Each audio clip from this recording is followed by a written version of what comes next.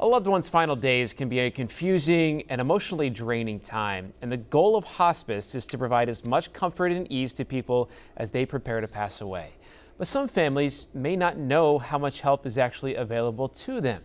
And today's Doctor on Call, Dr. Brandon King from Montereau walks us through what you and your family need to know. Hello, I'm Dr. Brandon King. I'm a primary care physician, but I'm also the concierge doctor at Montereau.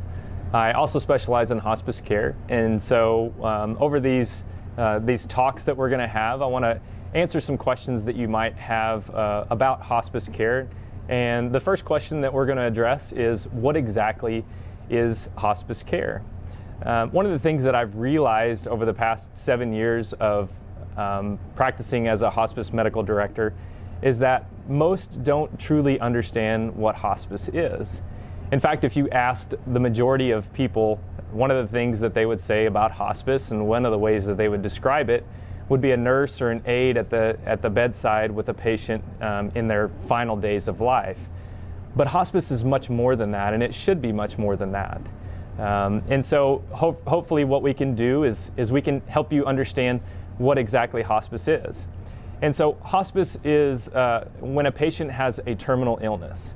A terminal illness is one that's described as having a life expectancy of 6 months or less if the disease process continues in its normal course. And if hospice is done right, we can start the process a whole lot earlier than those final days. And with that in mind, we can focus on a better quality of life. And so what constitutes hospice care? Well, it's an interdisciplinary team of professionals. It's not just the nurse or the aide at the bedside, but it's also a physician that helps manage the care. It's a chaplain that helps with the spiritual aspect, if that's something that is important to you. It's a volunteer coordinator that helps with providing volunteers to help. It's an aide that helps with the physical aspect of bathing and things that a patient might need. It's also a social worker that helps with those difficult end-of-life decisions, and then also the steps after that. So it's a full approach where you have more than just the nurse and the doctor. One of my stories that I have of providing care, and one of my favorite stories is a patient that had COPD, end-stage lung disease. He was an avid hunter, and one of the things that he wanted to do before his final days was to go hunt again. And so we made it possible for him to go out into the woods, to sit in a blind, and to kill a deer one last time. And so hospice is providing quality of life and making sure that those final days, those final weeks, those final months are as good as possible.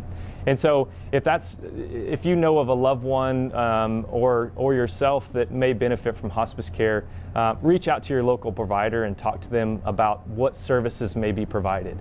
So what person does qualify for hospice care? Well, we're going to discuss that in our next talk. I appreciate you listening, and hopefully you found this information informative and helpful. We'll see you next time.